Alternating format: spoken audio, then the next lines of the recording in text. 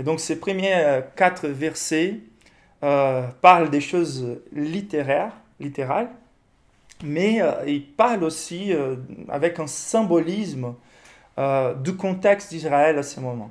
C'est très intéressant, on vient de lire 4 versets qui nous racontent que Samuel était au service de l'Éternel devant Élie. Et là, il commence à introduire les contextes. La parole de l'Éternel était rare à ces temps-là. Les visions n'étaient pas fréquentes. Ça veut dire les moyens que Dieu utilisait davantage pour parler à ses prophètes avec un P majuscule, ils n'étaient pas fréquents à cette époque-là. On va bientôt voir les raisons, mais c'est les contextes d'Israël, c'est l'affrodissement spirituel de l'époque. Et en ces temps-là, Élie commençait à avoir ses yeux troublés. Donc Élie, il était les prêtres de l'époque, les juges de l'époque, et Élie avait les yeux troublés. Donc par rapport à l'état physique d'Élie, on voit l'état spirituel d'Israël. Donc il avait les yeux troublés. Ça veut dire que c'était quelqu'un qui était capable de juger le peuple d'Israël, mais n'était pas capable de juger ses enfants qui profanaient les temples.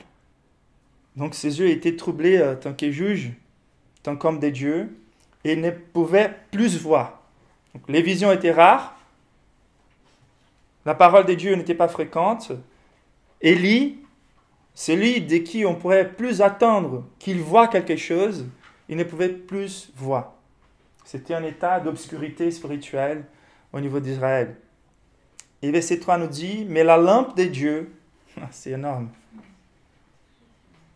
n'était pas encore éteinte. Et Samuel, donc la transition claire de la Bible, d'Élie envers Samuel, la lampe de Dieu n'était pas encore éteinte, Dieu s'occupait d'élever un homme de Dieu. Dieu s'occupait de rallumer, d'apporter un réveil pour Israël. Et Samuel était couché dans les temples de l'Éternel. Donc, d'un un côté, un homme qui profane les temples avec sa famille, pas Élie spécifiquement, mais ses enfants, et ça manque de jugement envers ses enfants. Mais Dieu lève Samuel, sa lampe n'était pas encore éteinte, et l'Éternel, et Samuel était couché dans les temples où était l'arche de Dieu. Donc, il était là tout auprès de la présence de Dieu, typifiée par l'arche. Alors, l'Éternel appela Samuel. C'est énorme en fait. Là, c'est vraiment, on est en train d'aller au-delà de la vue. On va voir l'histoire d'un homme qui a été appelé par Dieu aujourd'hui, mais cette série nous amène cette compréhension et ça va vous aider toujours dans votre lecture biblique. Je pense qu'on pourrait penser à 3 niveaux. Les niveaux de nous approcher de la Bible pour trouver quelque chose qui est pour nous. Il y a une façon un peu plus élevée, c'est pas mauvais en soi de trouver quelque chose pour nous, mais il y a une façon plus élevée de s'approcher de la Bible, c'est de considérer vraiment les vérités telles qu'elles sont présentées dans les histoires spécifiques, mais les niveaux les plus élevés, c'est de voir ce que Dieu est en train de communiquer au travers de ces histoires. Et si nous arrivons à voir cette histoire de Dieu, que Dieu est en train d'amener au-delà de la vue, notre vie même gagne beaucoup plus de signification. Et c'est ça le but pour nous, de regarder au-delà de ce qu'on peut voir, au-delà des intérêts spécifiques, des personnes spécifiques. Et donc, Dieu, il est en train d'apporter un réveil, et le réveil que Dieu va apporter à Israël commence par une réforme. Et ça, c'est très intéressant, comme la providence de Dieu fait les choses. Ça veut dire, toujours quand on regarde l'histoire de Dieu, les réveils viennent au travers d'une réforme.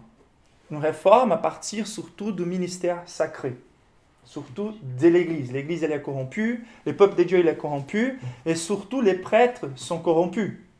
Et à partir de là, Dieu va lever des hommes authentiques.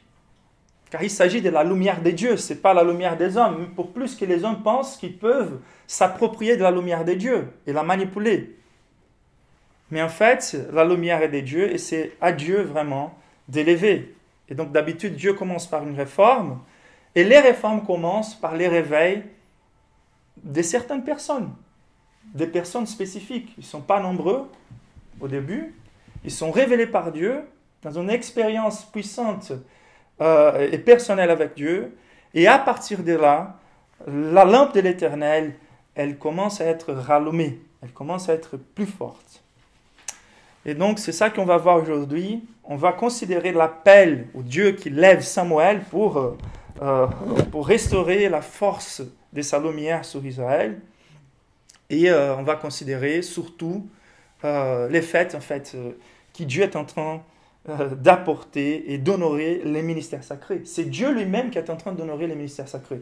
C'est Dieu lui-même qui va venir nettoyer l'Église avec les ailes qu'il a pour ces ministères qu'il nous a donnés. C'est un ministère qui va en fait être déterminant pour la bonne santé spirituelle de tous les peuples. Et donc, c'est par là que Dieu commence. Donc, si vous voulez noter en fait la vérité centrale de ces textes, c'est que Dieu commence son réveil par la réforme du ministère sacré en élevant des hommes de Dieu. C'est le message central, ok? Et c'est très pertinent pour nous de considérer ça aujourd'hui. Car la Bible elle est très claire par rapport aux critères que Dieu atteint, par rapport au rôle de ses ministres, par rapport au rôle des leaders chrétiens, des leaders spirituels. Et c'est à nous, quelque part aussi, de savoir juger, de savoir prendre les critères bibliques et d'évaluer ceux qui supposent être des hommes de Dieu. Donc, quelles sont les caractéristiques d'un vrai homme de Dieu? Comment ils sont appelés? Comment ils sont levés par l'Éternel? Quelle est leur tâche? Quelle est leur préoccupation? Jusqu'à où va les ailes de Dieu par rapport à ces ministères? Même si les choses semblent que Dieu est en train d'approuver ce qu'ils sont en train de faire, car son jugement n'est pas encore arrivé. Donc Élie, il était très âgé. Ça faisait longtemps qu'il ne faisait pas les choses bien et que ses enfants méprisaient les temples. Mais car Dieu était en silence, ne veut pas dire que Dieu est d'accord. Et plus tôt ou plus tard, Dieu va afficher sa colère. Dieu va opérer un nettoyage.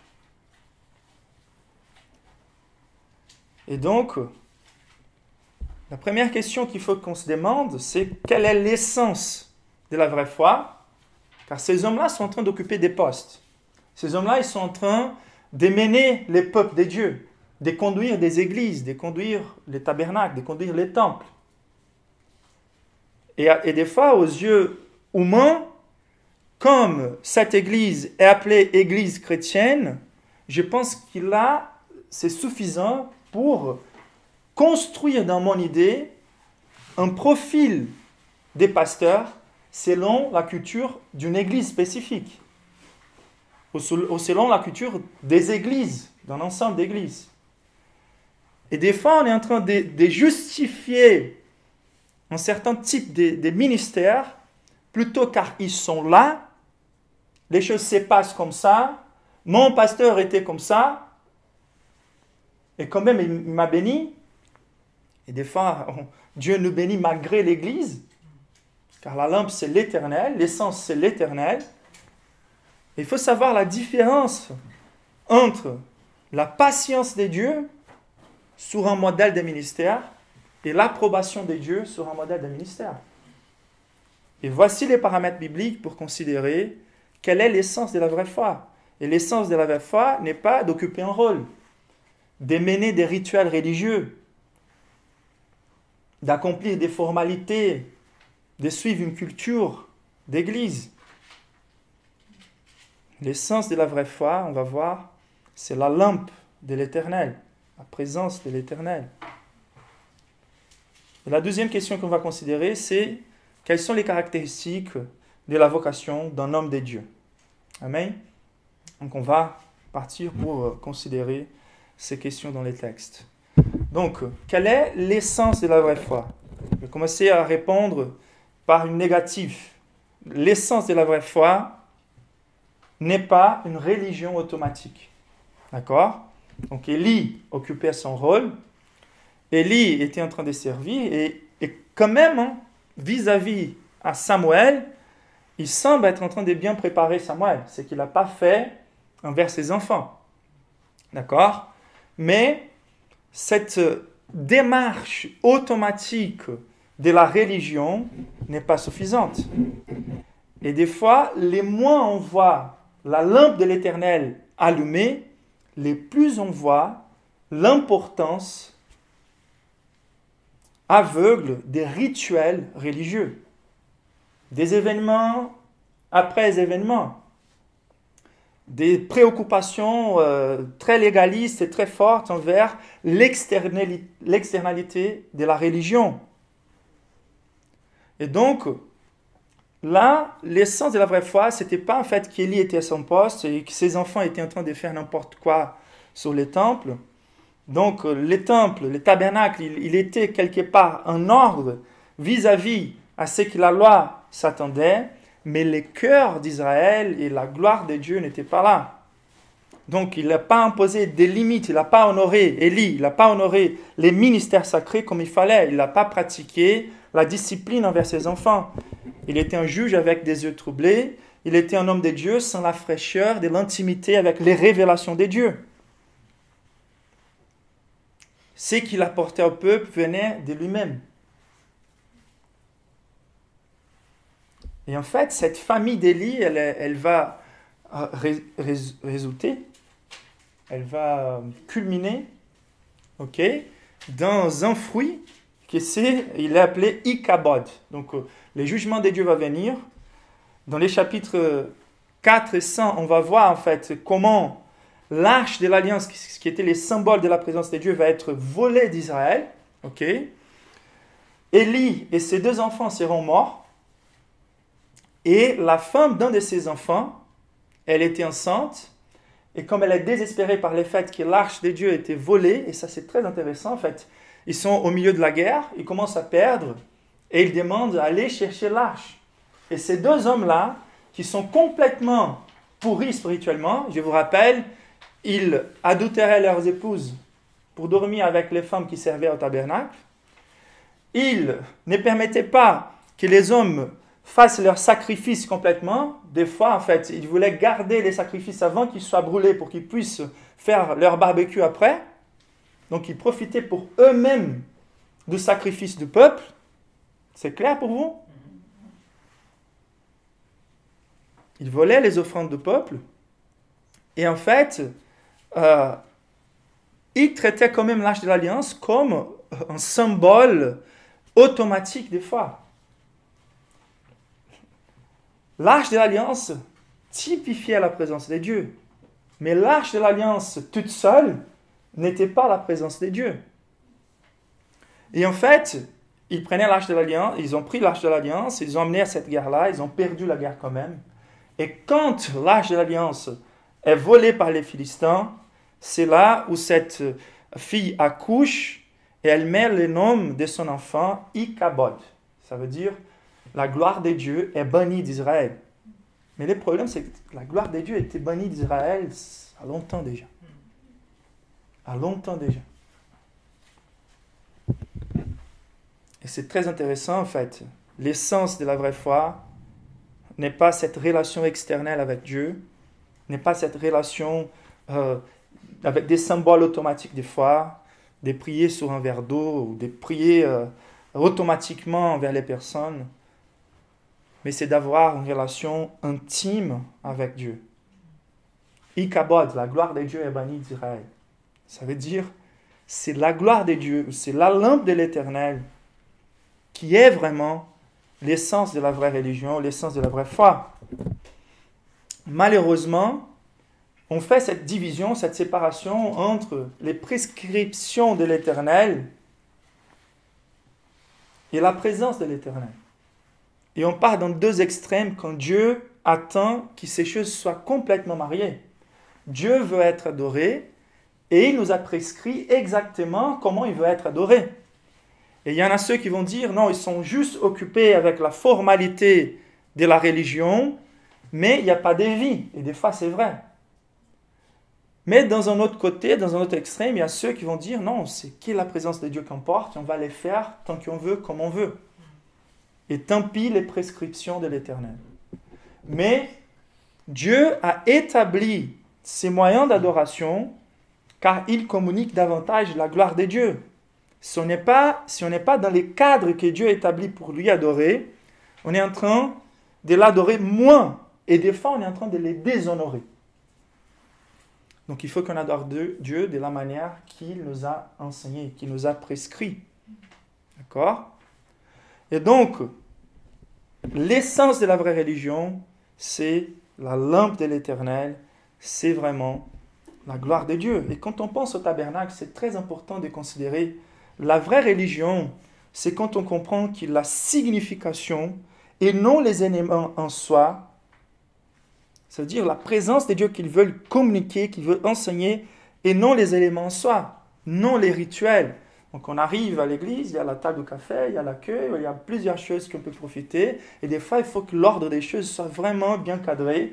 Et aujourd'hui on a ajouté beaucoup plus de règles que celles que Dieu a établies, au même temps qu'on a enlevé beaucoup plus de règles que Dieu a établies. Donc, quand on voit les cultures d'église, on doit les comparer aux paramètres bibliques. Ce n'est pas car les choses sont comme ça qu'elles sont légitimées par Dieu.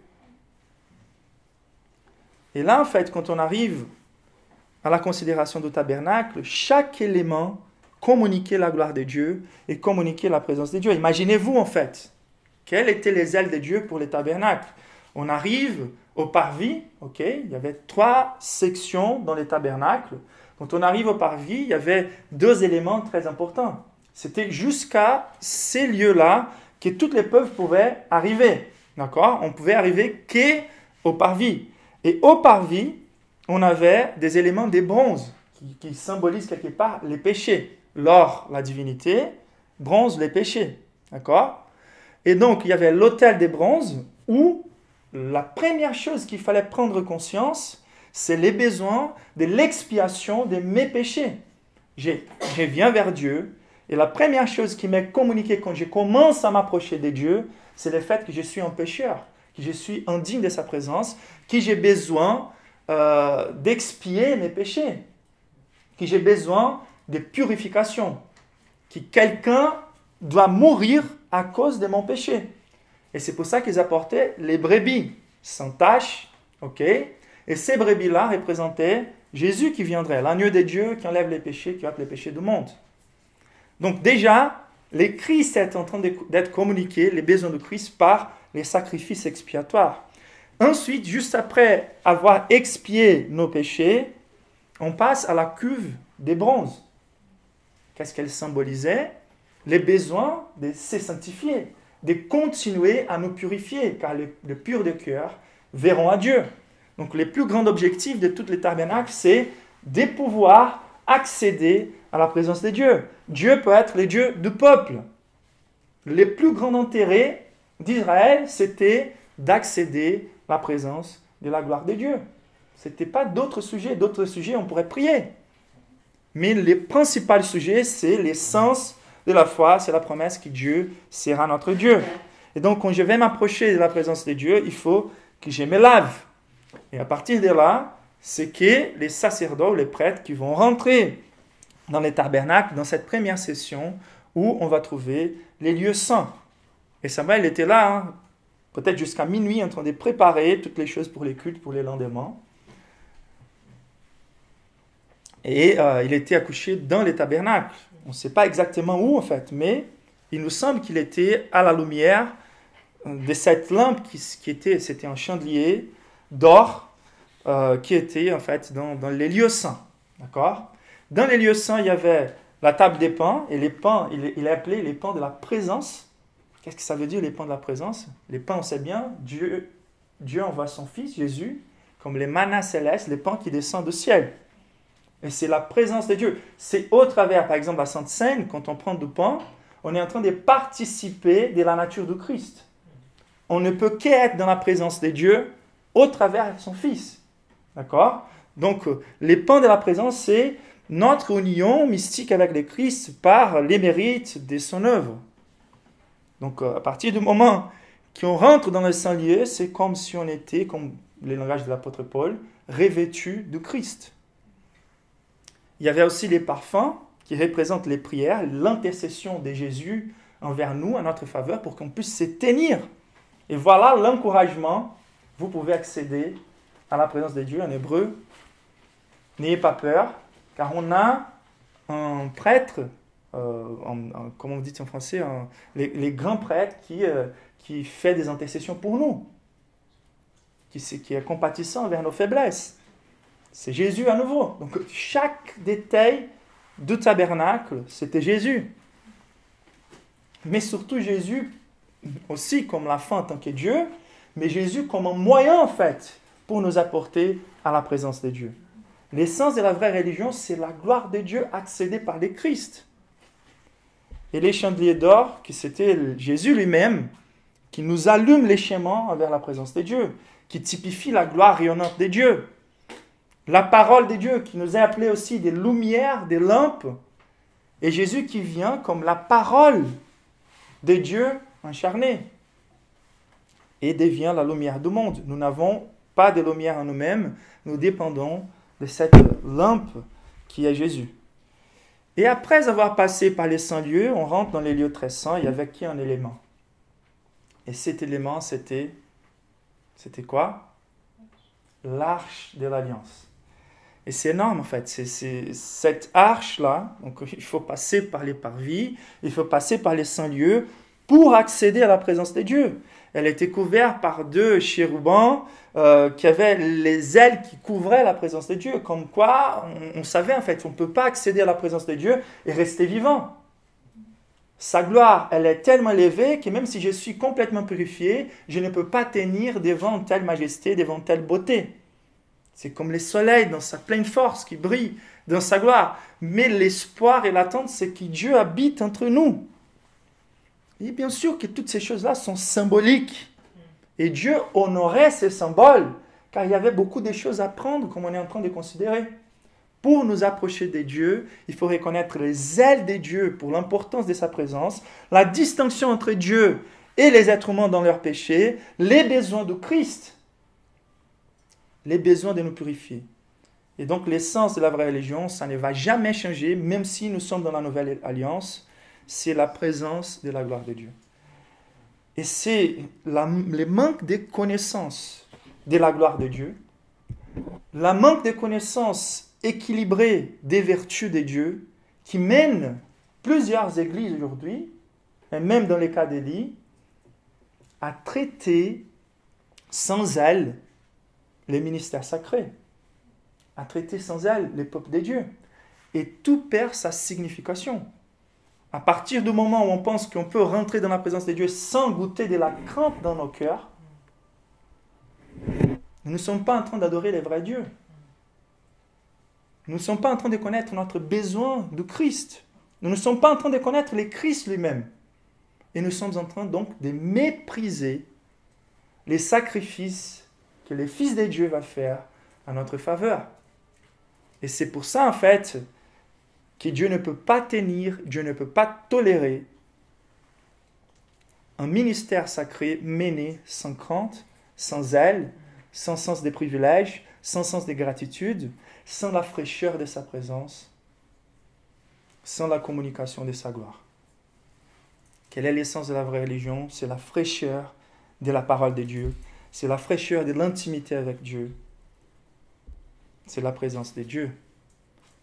Et donc, une fois que les ministères sacrés étaient corrompus, ça veut dire la seule façon de Dieu de bénir l'humanité, c'est en communiquant les Christ comme les moyens exclusifs et nécessaires pour qu'on ait l'accès à sa présence. D'accord? C'est ça le seul moyen que Dieu a trouvé pour nous sauver. Mais à partir du moment que l'Église n'est pas en train de présenter les seuls moyens, n'est pas en train de présenter les Christ comme les seuls moyens, toute la santé spirituelle de la communauté, des peuples, des êtres humains perdus, sont perdus, sont dans les désespoirs. Vous avez compris ça? Et donc, Dieu doit opérer un nettoyage. Dieu doit manifester sa colère. Dieu doit honorer les ministères sacrés. Vous voyez, il n'est pas en train d'honorer Samuel. Samuel, il va être élevé tant qu'un fils d'un miracle. Il va créer Samuel. Il va prendre une femme stérile, va la faire chercher sa présence. C'est Dieu qui lève Samuel avant sa naissance. Dieu est en train d'honorer par sa grâce, par sa miséricorde, les ministères sacrés. Et il va opérer. C'est pour ça qu'il ne faut pas jouer, il ne faut pas traiter les pupitres comme s'il était à l'église ou au pasteur. C'est à Dieu, c'est la lampe des dieux. Nous ne sommes rien ici. Et dans sa grâce, Dieu va lever cet homme, Samuel. Et il va, maintenant, dans les moments, dans les temps et dans l'espace, Dieu va commencer à apporter son réveil. Verset 4 nous dit, « Alors l'Éternel appela Samuel. » C'est beau. C'est très beau en fait. Élie avec les yeux troublés, la condition spirituelle complètement corrompue d'Israël. Et Dieu va porter cette relation fraîche envers Samuel. Quelqu'un à qui il va se diriger au travers de sa parole. Et quel est le type d'homme que Dieu appelle? Quel est le type d'homme que Dieu forme en fait, ou que Dieu couronne par son appel? Quelles sont les caractéristiques de cet appel et comment reconnaître un homme appelé par Dieu? C'est très important. C'est très important car quelque part, il faut évaluer notre cœur, il faut évaluer nos églises, il faut évaluer nos pasteurs à partir de ces critères. Les brebis de Jésus vont reconnaître la voix du bon berger. Et les bons bergers parlent aujourd'hui au travers ces bergers. Et il faut que ces hommes-là soient des hommes de Dieu. Et donc, quelles sont les caractéristiques de cet homme de Dieu? La première caractéristique, c'est qu'il est les fruits d'un miracle. Il est une création de la parole de Dieu. D'accord? Je vous invite à lire 3 versets, les premiers, les 4 et les 7. Les jeunes Samuel étaient au service de l'Éternel devant Élie. Ok? Il était quelque part dans une formation. Mais ce n'est pas suffisant. Et verset 4 nous dit, « Alors l'Éternel appela Samuel. » Là oui, quelque chose va commencer.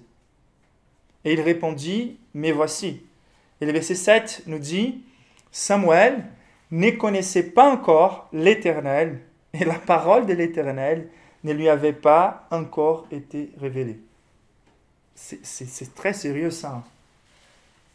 En fait, dans les temps et dans l'espace, la prière des uns est en train de s'accomplir. Dans les temps et dans l'espace, Dieu est en train d'apporter sa réforme, au-delà de la vue. Dans les temps et dans l'espace, ces fils d'un miracle qui était consacré avant sa naissance par sa mère, maintenant, il est en train de rencontrer l'appel de Dieu.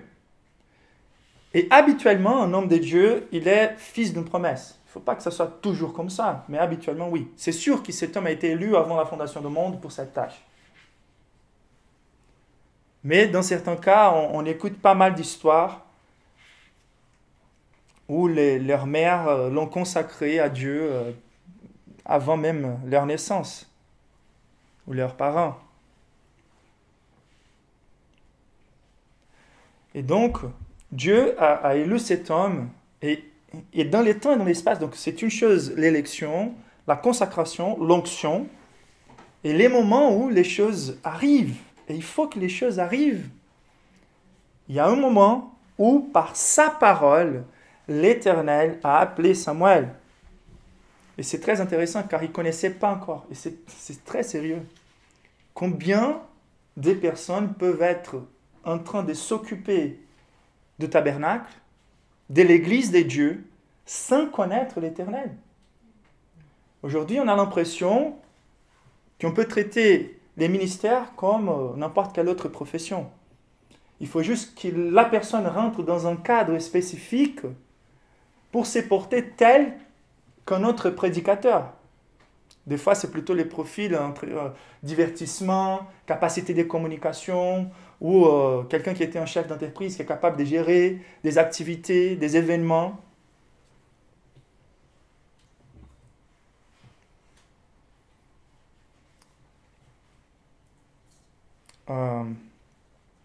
Et des fois, c'est un profil des fois très légaliste, très ritualiste. C'est-à-dire qu'il faut qu'il y ait une formation théologique Il faut qu'il connaisse bien les termes techniques à propos de la foi, ou il faut qu'il soit un activiste, toujours en train de répéter une formule. Des fois, il n'y a pas cette impression de la substance de la présence de Dieu qui déverse sa vie. Il va traiter les personnes dans la rue pour une évangélisation, par exemple, et c'est plutôt automatique. C'est plutôt une répétition des séquences. Vous voyez, des méthodes de croissance, des méthodes d'évangélisation, des méthodes de ça, des méthodes de cela. Quand c'est qu'il nous faut, vraiment, c'est cette relation personnelle et intime avec Dieu pour apporter sa parole fraîche. Si nous n'avons pas la parole de Dieu, si nous n'avons pas Dieu, nous n'avons rien à offrir aux personnes. Et des fois, on voit les ministères comme une profession. Samuel était en train de servir au temple. Il servait devant Élie. Donc, il y avait une partie, c'est important. La formation, elle est importante. Vous pouvez imaginer, confier vos enfants ou vos vies, votre santé à un médecin qui n'a pas fini sa formation, qui n'a pas la connaissance de son métier. Donc, c'est clair que c'est important d'avoir une connaissance biblique. Je ne dis pas un diplôme, une formation spécifique. Des fois, c'est bien, tant mieux. Mais j'ai dit, il faut qu'il soit formé, il faut qu'il connaisse bien la parole de Dieu. C'est ça que Paul exige de Timothée. Présente-toi comme quelqu'un qui maîtrise bien la parole de Dieu. La quantité d'hommes aujourd'hui qui n'ont même pas lu la Bible tout entière et qui occupent un poste de prédicateurs. Il faut avancer. Donc, il est important en études théologiques,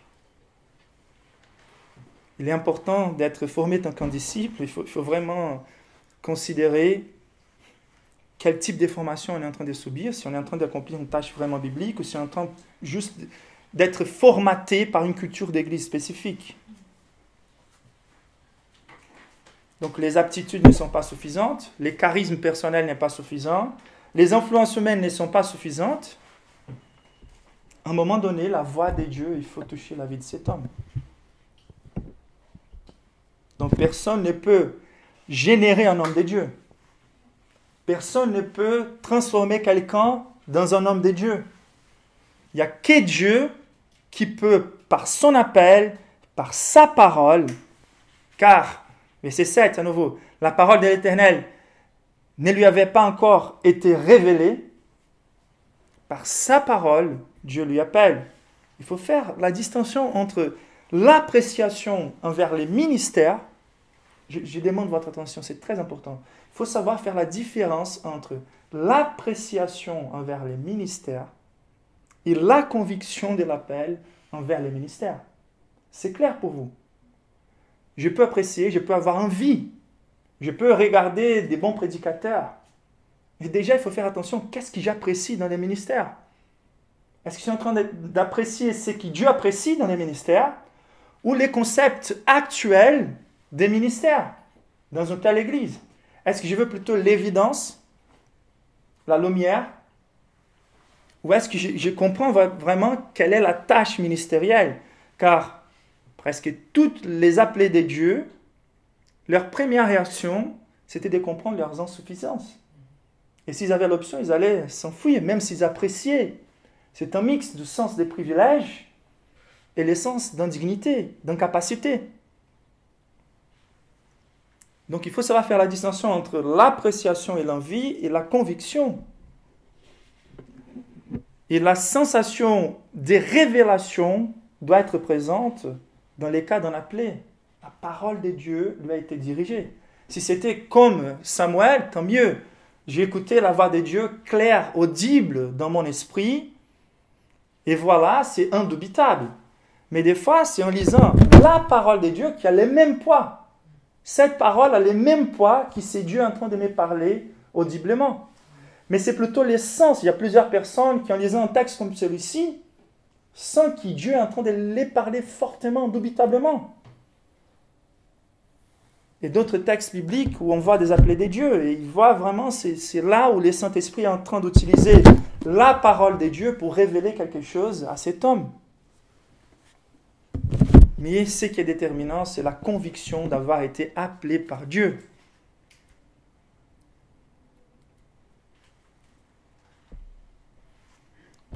C'est comme s'il était contraint par l'Éternel. C'est comme s'il ne pouvait pas choisir un autre moyen. Ce n'est pas car il n'a pas marché dans plusieurs métiers et maintenant il va essayer d'être pasteur. D'habitude, c'est au contraire. Ils sont occupés dans plusieurs métiers. Ils sont occupés et Dieu les appelle. Ils font des renoncements car ils voient ça comme une promotion. Moi, par exemple, dans un moment donné de ma vie, ma plus grande préoccupation, c'était de corriger les mouvements de mon corps pour faire une manœuvre dans les surfs.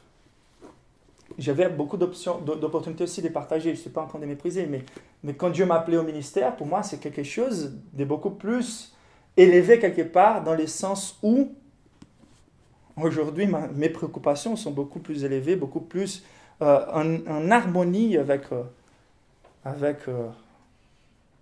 la promotion du royaume des dieux. Mais nous sommes fils d'un miracle. Ceux qui sont appelés au ministère, aucun mérite à eux. C'est Dieu qui les détermine, c'est Dieu qui les choisit, c'est Dieu qui les prépare, c'est Dieu qui les crée. Personne ne peut créer un homme de Dieu. Et donc, si vous vous trouvez vers l'appréciation envers les ministères, ne marchez pas dans cette direction avant que vous ayez la conviction de cet appel. Préparez-vous, car ça peut être déjà un signe, l'envie, la volonté. Aspirer les rôles pastoraux est quelque chose d'excellent, comme dit l'apôtre Paul, mais il faut vraiment voir les signes, il faut vraiment voir surtout cet appel. Là, c'est la chose la plus déterminante, c'est pour ça qu'on a pris plus de temps, c'est d'avoir la conviction d'être appelé par Dieu. Et bien sûr, si c'est ça la vérité à propos d'un homme de Dieu appelé pour les ministères sacrés, c'est aussi la vérité à propos de nous par rapport au salut. Ça veut dire, on peut être là à l'église, on peut être là en train de mener nos vies religieuses, mais est-ce que j'ai déjà entendu l'appel de Dieu dans l'Évangile? Est-ce que j'ai cette conviction que Dieu m'a appelé dans l'Évangile pour me sauver? Il y a ces côtés expérimentaux de la foi qu'il faut qu'ils fassent partie. C'est une chose d'être spécifiquement appelé pour les ministères sacrés, mais c'est la même dynamique d'être appelé pour être un enfant de Dieu. Il ne faut pas rester dans les rituels, dans la religion automatique. Il faut vraiment goûter la douce voix de Dieu qui nous appelle pour les saluts. La deuxième caractéristique, c'est que cet appel, il est indubitable. C'est un appel persévérant. Dieu est déterminé à faire de cet homme un homme de Dieu. Et comme mon pasteur il disait, une fois que Dieu t'a appelé, tu pouvais avoir beaucoup d'occupations avant. Mais une fois que tu as été appelé, toutes les portes vont se fermer pour que tu te consacres au ministère. Donc il n'y a pas comment s'enfuir. Et on voit ça dans les textes par la persévérance de Dieu vis-à-vis à la quantité de fois qu'il appelle Samuel jusqu'à que Samuel ait la compréhension que c'était Dieu qui lui appelait. Donc Dieu l'appelle 3 fois. Les 3 fois, il pense que c'est Élie qui l'appelle, il va vers Élie. Et la 3e fois, Élie dit « Je crois que c'est Dieu qui t'appelle ». C'était rare à cette époque-là, à cause du péché du ministère sacré. Mais à partir de là, Dieu appelle une 4e fois. Et donc cette persévérance-là, elle est très claire dans la vie des hommes appelés de Dieu. Quand on écoute des témoignages de ceux qui ont été appelés par Dieu, dans plusieurs cas, il y a des moments où une seule fois, comme Paul, est suffisante, très forte, très claire, mais dans certains cas, la chose, elle va un peu plus progressive. Elle va un peu plus persévérante. Donc Dieu appelle à plusieurs reprises jusqu'à ce que la personne reconnaisse qu'il faut se consacrer complètement à l'Éternel. Donc c'est intéressant de voir, c'est quelque chose d'indubitable. C'est quelque chose qui, tant que j'ai encore des doutes, il ne faut pas marcher. Mais il faut voir dans la vie de cet homme-là, quand ils racontent leur témoignage, comment ils sont arrivés à cette conclusion. 3e chose dans les textes, c'est que l'appel de Dieu est irrésistible. Donc c'est indubitable, il a la conscience que Dieu est en train de l'appeler, et c'est irrésistible. La réponse de Samuel, verset 10, c'est très touchante. cette phrase-là, elle doit devenir dans la vie d'un homme de Dieu son motto. Ça se dit en français? Son motto. Sa devise, merci. Et voilà que sa réponse, c'est l'Éternel vint et se présenta. Il appela comme les autres fois, Samuel, Samuel. Et voici la réponse de Samuel. Parle, car ton serviteur écoute. C'est ça la devise des hommes de Dieu. C'est pas parle, car je vais raconter une autre histoire quand arrive le dimanche. C'est parle. Cette réponse prête, cette réponse manifeste vraiment l'essence des privilèges, la mise à sa place de Samuel devant l'Éternel. Voici, tu peux dire, j'écoute. Donc, c'est lui qui est appelé, il a ce sens des privilèges, de l'excellence de cette tâche. Même si le monde le voit comme méprisé, comme en folle, lui, il a la claire confiance qu'il s'agit d'une tâche élevée. Il n'échangerait pas cet appel pour aucune chose dans la vie. On peut avoir une idée de ceux qui n'ont jamais été appelés par le fait qu'en arrivant à un moment donné de leur ministère, ils laissent leur tâche. C'est lui qui a mis la main, comment on dit en français, dans la charrue, ne peut pas regarder en arrière. Il faut servir exclusivement à celui qui lui a régimenté. Et donc, il a cette sensation de privilège, mais il y a aussi cette sensation de révérence, d'obéissance. Même si je ne faisais pas par les plaisirs, c'est quelque chose qui est imposé sur moi, comme dit l'apôtre Paul. Je suis contraint à les faire, c'est l'obéissance. Et c'est très intéressant, les privilèges d'avoir écouté l'appel de l'Éternel par les noms. À nouveau, ça aussi, par rapport à notre salut, il faut que ça arrive dans vos vies. Les moments dans vos vies où vous avez aperçu que cet amour de Dieu affiché au monde entier au travers de Christ sur la croix n'est pas un amour généraliste. C'est un amour qui a été dirigé vers ma vie personnelle. L'amour de Dieu est dirigé à mon cœur. Et donc Jésus, il nous appelle par les noms. Il a notre nom écrit dans les livres de la vie. Il a pensé spécifiquement à chacun de nous. Mais quand on est appelé au ministère, c'est aussi quelque chose encore plus touchant. Car on a la sensation que Dieu est en train de m'appeler spécifiquement. Et c'est indubitable. Samuel a écouté sa voix. Samuel, Samuel, 4 fois. Quel privilège. Mais l'obéissance, elle est la marque majeure. Donc l'emphase ici, c'est vraiment, c'est irrésistible. C'est la voix comme des grands des eaux.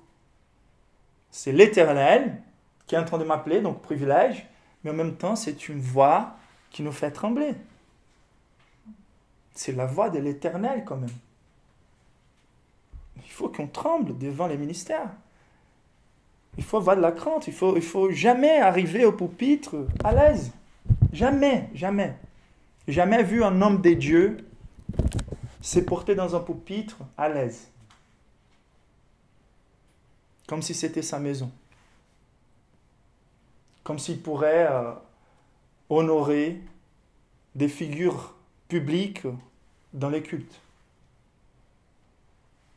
Les politiciens, comme s'ils avaient une importance quand on est à la maison de Dieu. Ou la célébrité. Il faut honorer les hommes de Dieu, les femmes de Dieu. Mais ce n'est pas à nous cet espace.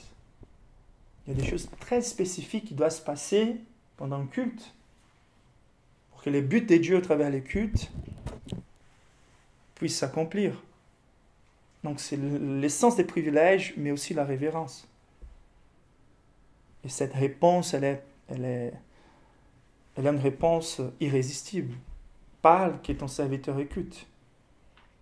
4e, l'appel de Dieu est surtout pour écouter et pour proclamer sa parole.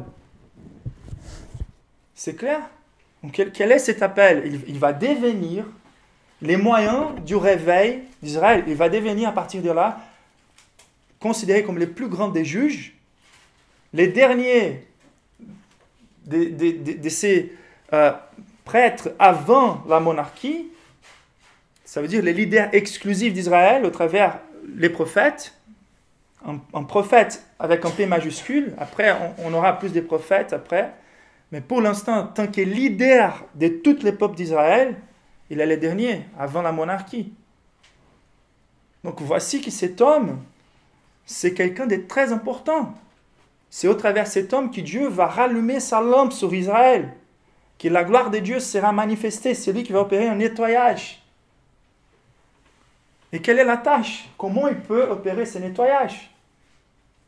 Quelle est sa tâche? Quelle est son occupation? Quelle est son activité? Ok, il va juger. Ça veut dire qu'il va être auprès du peuple pour les conseiller, pour les soigner aussi, tant qu'il est prêtre. Mais il y a une tâche qui c'est la tâche majeure. Verset 10. L'Éternel vint, se présenta et l'appela comme les autres fois. Samuel, Samuel. Et Samuel répondit, voilà, parle car ton serviteur écoute. Donc il va écouter. Sa tâche principale, c'est lettre A. Écouter la parole de Dieu. Verset 11. Et alors l'Éternel dit à Samuel, voici que je vais faire en Israël une chose qui étourdira les oreilles de quiconque l'entendra. Un séjour, j'accomplirai sur Élie tout ce que j'ai prononcé contre sa maison. Je commencerai et j'achèverai. C'est d'écouter et de parler. Quoi? La parole de Dieu. Quand on contemple l'Église aujourd'hui, quel est l'espace donné à la parole de Dieu?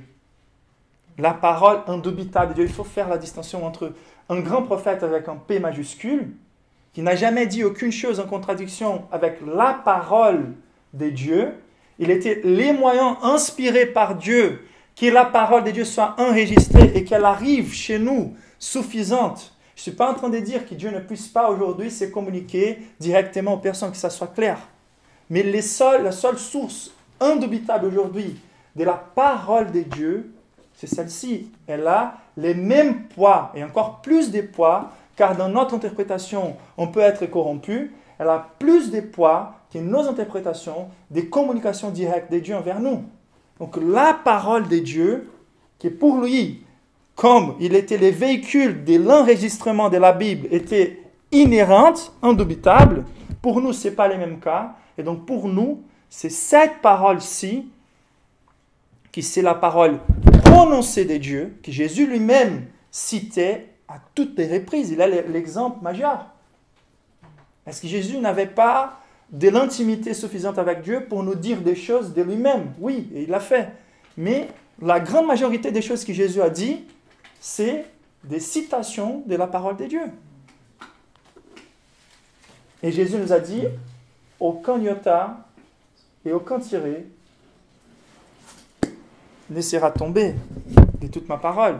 Donc c'est à nous d'écouter la parole de Dieu avec la fraîcheur, avec le Saint-Esprit qui vient à l'aide et qui illumine ces textes envers nos cœurs.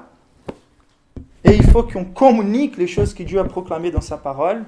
Et donc il faut proclamer exactement la parole de Dieu telle qu'elle est ici. Il ne faut pas mélanger la parole de Dieu avec d'autres choses. C'est la parole de Dieu. Il faut proclamer exclusivement la parole de Dieu, qui est la parole de Dieu, exactement, exclusivement, toute la parole de Dieu, quand ça étourdirait les oreilles ou pas, que les personnes soient à l'aise ou pas avec les choses que Dieu est en train de dire, car ce que Dieu a dit, il va accomplir.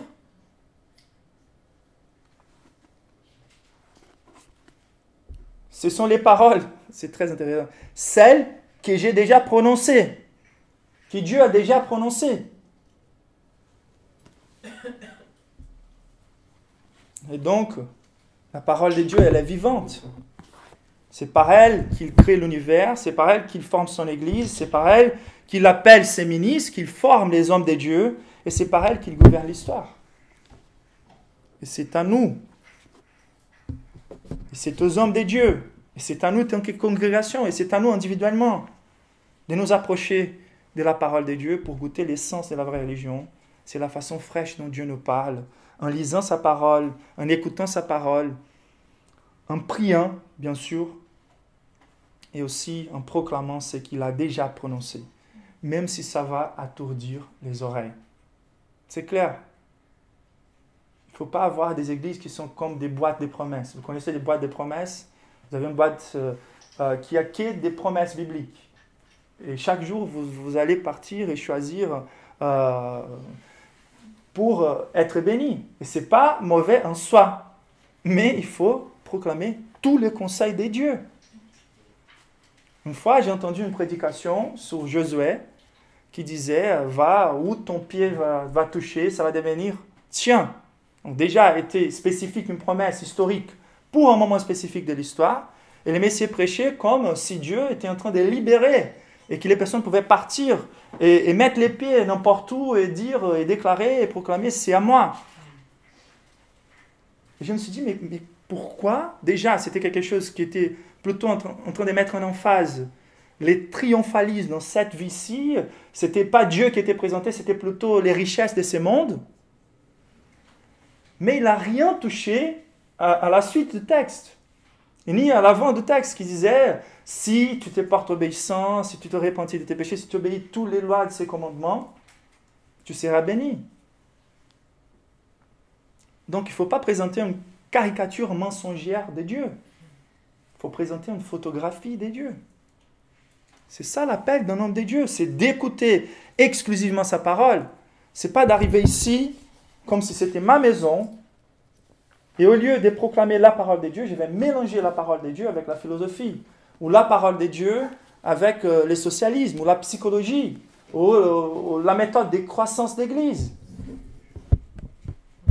Dieu a choisi de bâtir son Église, de proclamer l'Évangile par la folie de la prédication de sa parole, inspirée, exclusive, suffisante, pour que l'homme de Dieu soit prêt pour toute bonne œuvre et connaissant de salut. C'est clair? Il faut qu'ils connaissent la parole de Dieu. Il faut qu'ils viennent. Il faut libérer vos pasteurs. Il faut faire le maximum pour exiger que vos pasteurs soient en train de prier constamment, lire la parole de Dieu pour qu'ils puissent vous présenter les plus importants. C'est clair qu'il est là aussi pour les conseils, il est là aussi pour accompagner, mais l'Église, elle est là aussi pour ça. L'Église, elle est là aussi pour ça. Vous êtes tous des ministres, vous avez tous reçu des dons pour vous édifier mutuellement, pour vous soigner mutuellement. Ce n'était pas aux apôtres de servir aux tables. En Actes chapitre 6, ils ont choisi des diacres pour les faire, pour qu'ils soient libérés, pour se consacrer intégralement au ministère de la prière et de la parole.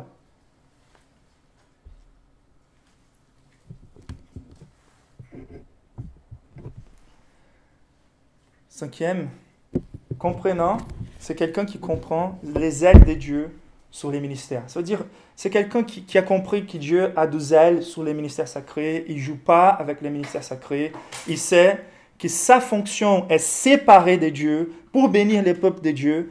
Les pupitres, l'Église ne dépasse jamais les pupitres. C'est une phrase, je crois, de John Spurgeon.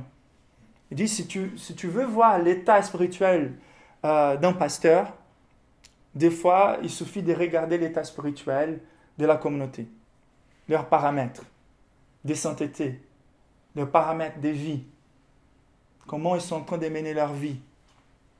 Ah, c'est très toléré un certain type de péché dans la vie d'un pasteur, ces péchés seront très tolérés aussi dans la vie de ceux qui les suivent. Est-ce que c'est un homme qui a cette intimité avec Dieu, la lampe de Dieu, et qui nous apporte des mots fraîches, et qui se sanctifie pour voir à Dieu?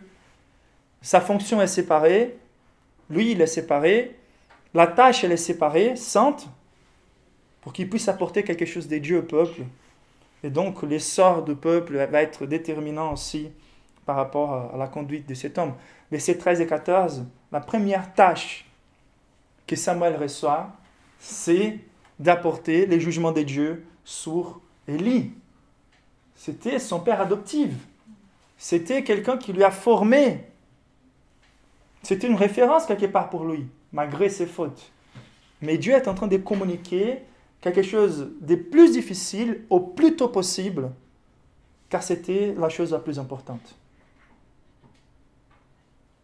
Je te donne des paroles qui vont attourdir les oreilles de quelqu'un qui est très cher pour toi, et il faut que tu les dises.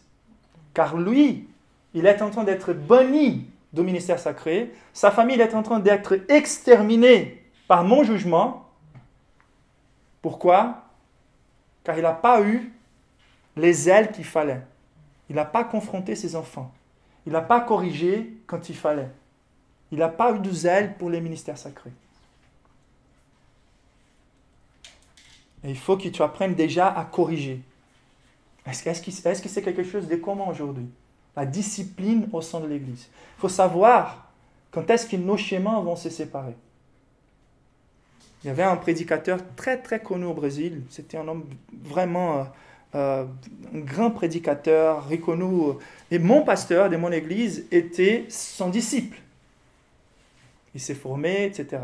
Cet homme-là, qui lui avait formé, il est tombé dans les péchés d'adultère envers une secrétaire.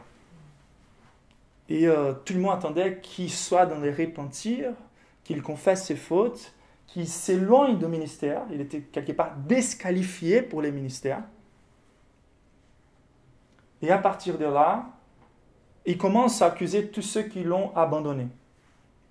Et mon pasteur vient vers lui pour avoir une conversation, pour lui encourager vers la repentance, pour prendre un temps de restauration. Et lui dit non, il faut que tu continues avec moi, je vais continuer. Il a continué. Et mon pasteur dit à partir de là, je ne peux pas avoir plus de fidélité à toi qu'à Dieu. Et nos chemins doivent se séparer à partir de là.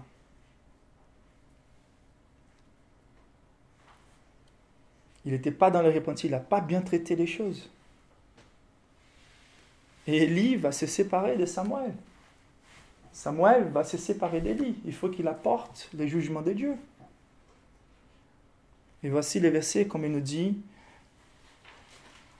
Ses fils sont rendus méprisables, chapitre 13, verset 13, sans qu'il les ait réprimés.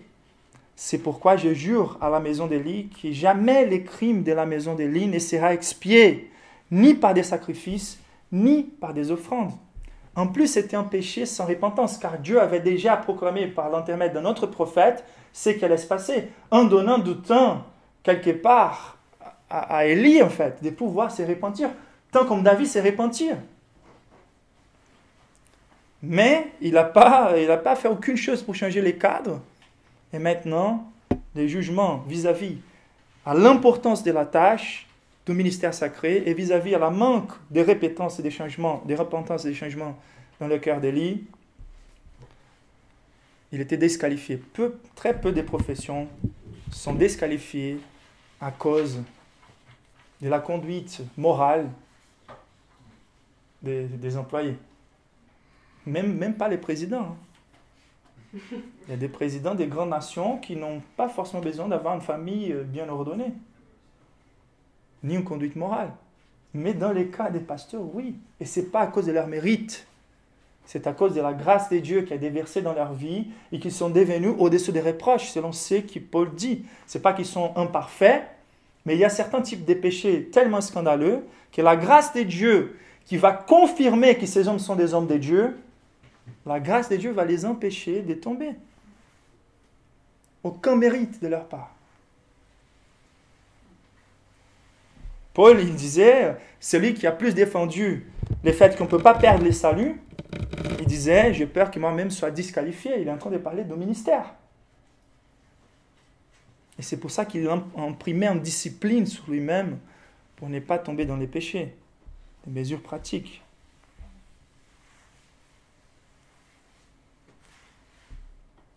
Donc, on ne peut pas mépriser l'autel, on ne peut pas mépriser l'Église, car l'Église doit typifier les Christ, doit représenter les Christ.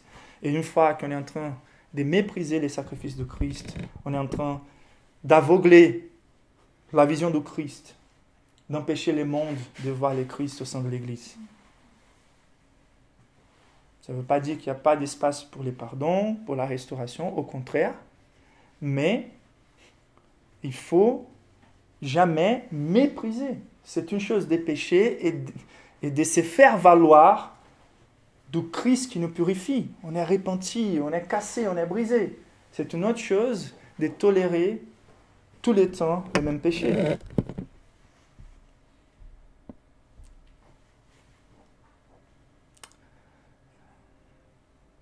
Cet homme aussi, il craint plus Dieu que les hommes.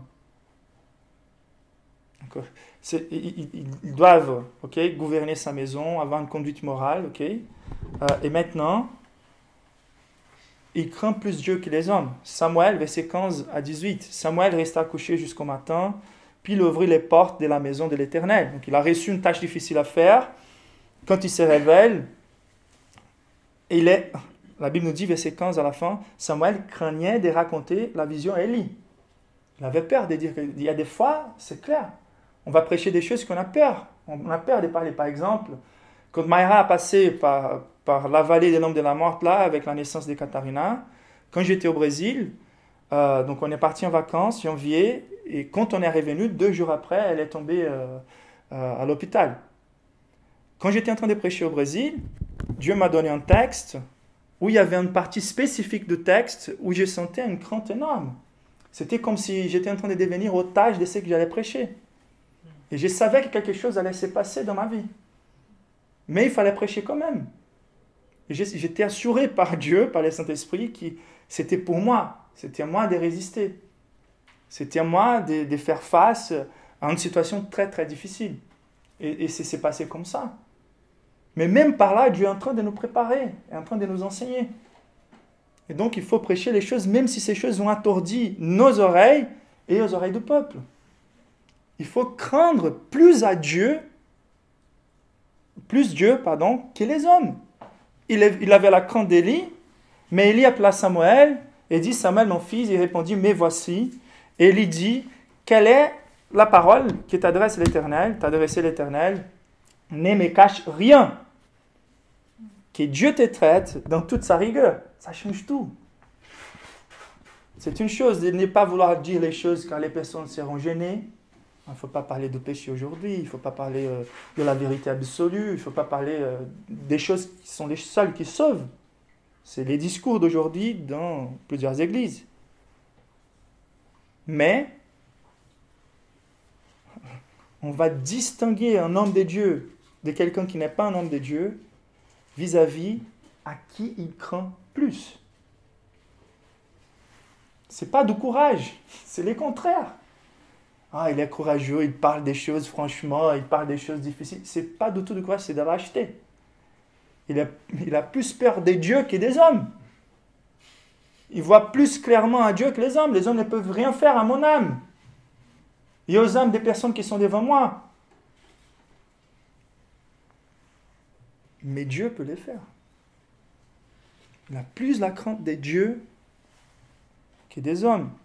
Et donc, une fois que Élie lui dit que Dieu te traite dans toute sa rigueur, non, c'est fini, je vais te dire. Il a vu, ce que Dieu lui a parlé, c'était la rigueur sur Élie et sa famille. Et s'il faut me traiter selon toute sa rigueur, il faut parler. Et il faut parler. Et il faut tout parler. Verset 18, Samuel lui raconta tout sans lui rien cacher. Donc c'est un homme qui a plus peur de Dieu que des hommes. Le fait qu'il est un homme de Dieu devient évident et attesté par tous les peuples. Là, c'est quelque chose on est très pressé aujourd'hui. La personne vient d'arriver à l'église, on lui donne des tâches. On ne donne pas du temps pour que ces personnes-là montrent les fruits au sein de la communauté. Que le fait qu'un homme de Dieu, c'est un homme de Dieu, devient évident. Il ne peut pas forcer. Il peut pas...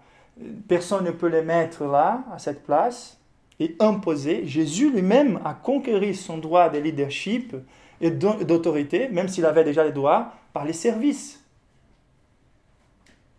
Il était constamment en train de servir avec douceur et amour les disciples. Et c'est la même chose. Les personnes qui arrivent au sein d'une communauté, les personnes qui sont appelées par Dieu, on voit les changements. On voit leur hâte pour connaître la parole de Dieu, pour bénir les personnes avec la parole de Dieu, pour soigner leurs préoccupations envers les perdus. Donc toutes ces choses-là se montrent évidentes. Verset 19 et 20, Samuel grandissait, l'Éternel était avec lui, et c'était indubitable que l'Éternel était avec lui, car l'Éternel ne laissa tomber à terre aucune de ses paroles. Donc il recevait fraîchement, par sa communion avec Dieu, par la parole de Dieu, la connaissance, il bénissait les personnes avec ça, et les choses se passaient. Il y a aujourd'hui encore un côté prophétique dans les ministères pastoraux. Lorsqu'on est en train de prêcher la parole de Dieu, le Saint-Esprit est en train d'utiliser ces choses-là pour nous toucher, pour nous transformer. On voit que Dieu est là. Ces sensations de révérence, de transcendance. Et voilà que cet homme-là, par sa constance, par sa persévérance, par son service, par sa fidélité, verset 20, tout Israël, depuis Dan jusqu'à Beersheba, reconnut que Samuel était établi prophète de l'Éternel. C'est indubitable pour la communauté. La communauté doit avoir les temps, doit donner du temps que ces personnes. Je me rappelle quand Dieu m'a appelé au ministère, la première tâche que j'ai reçue, c'était de prendre soin des enregistrements, des prédications au sein de mon église. Et j'ai resté là. C'était la tâche, l'une des tâches les plus, boring, fastidieuse, beaucoup de travail, etc. Mais c'était vraiment, si j'étais fidèle dans les peu, ils allaient reconnaître que j'étais un homme de Dieu. D'accord? C'était dans des petites tâches, il fallait me voir en train de bénir les personnes, et il faut faire la même chose aujourd'hui sans être pressé. Et la dernière vérité, c'est que cet homme, il reconnaît que le personnage principal de son histoire n'est pas lui, mais Dieu. Et ça devrait faire toute la différence. Il y a des personnes qu'on voit et on se dit, il me semble qu'il pense qu'il est le personnage principal dans cette église, dans les royaumes de Dieu. Il me semble qu'il apprécie beaucoup. Il est celui qui apprécie le plus ce qu'il fait. Il me semble qu'il pense qu'il est forcément nécessaire pour que les choses se passent. Qu'il ne peut pas être substitué. Il n'est pas en train de repasser la gloire due à Dieu, à Dieu. C'est l'Éternel qui, par un miracle, lui a fait sortir de la non-existence à l'existence. Dans le cas de David, de derrière des brebis. Dans le cas des apôtres, de derrière les filets des pêches. Des hommes qui sont venus des origines très humbles et qui aujourd'hui s'approprient d'une position de référence au sein des églises pour que la gloire revienne à eux-mêmes. Mais les versets 21, le personnage principal au-delà de la vue, c'est Dieu, l'Éternel. L'Éternel continuait à apparaître dans Silo, car l'Éternel se révélait à Samuel dans Silo par la parole de l'Éternel. Il y a 3 fois l'Éternel dans ces versets. Et la lumière de Dieu était rallumée, car Dieu est le personnage principal dans l'histoire. C'est sa gloire qui veut maintenir allumée. C'est ça que sa réforme va apporter. Et c'est à nous vraiment de nous rappeler que Dieu, quand il nous semble que la lumière va s'étendre, et dans l'histoire de l'Église, c'est d'habitude comme ça, quand il semble que les ténèbres sont là, comme dans la réforme protestante. Quelle devise? Post tenebras lux.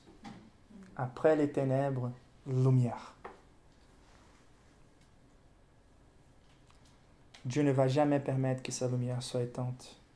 Dieu a 12 ailes pour les ministères sacrés. C'est à nous de prier, de supplier pour que nos pasteurs soient des hommes de Dieu, qui reçoivent la fraîcheur de sa communion, de son intimité, et qui nous repassent avec fidélité tout ce que Dieu a dit, et qu'il puisse nous apporter un réveil à nous tous au travers des ministères pastoraux.